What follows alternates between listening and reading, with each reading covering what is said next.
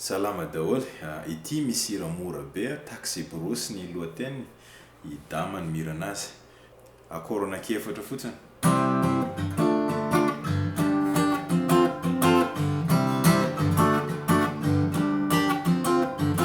Zay fotsiny. Lôra tonga dia tomboka.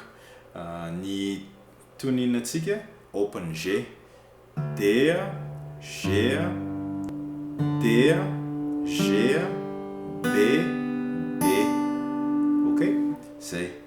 Dia ny akôro voalohany C majeur eo amin'ny 5e case. Ok? Dia parena fotsiny le 5e case ankoatran'le corde 6. Ok? Dia rehefa aveo akôro manaraka makeo amin'ny 7e case.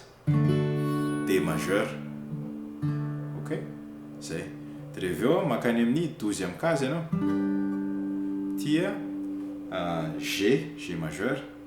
Dia rehefa makeo amin'ny 10e case ianao. F majeur. Zay fotsiny. Dia rehefa fitendry anazy pam pam pam pam.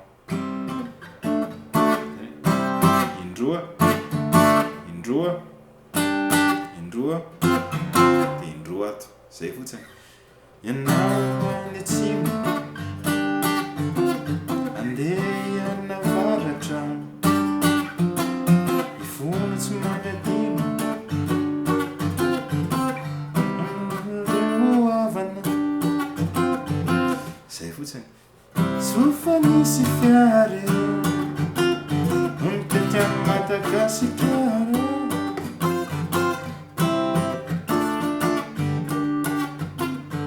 Zay fotsiny.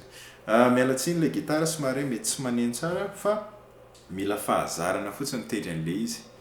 Fa raha vao hainao, raha vao azonao le pam pam pam pam pam pam pam pam.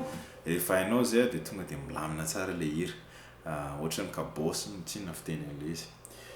Dia zay le hira ray manontolo. Ny ankoatran'izay misy tetezana le Madagasikara.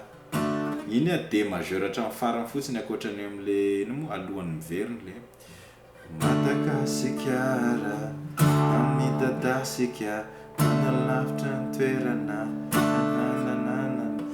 D majeur fotsiny tendrenao hatramin'ny farany. Ok? Na afaka ataonao ato koa zay tianao. Dia dia zay le hira ray manontolo. Mazotoa.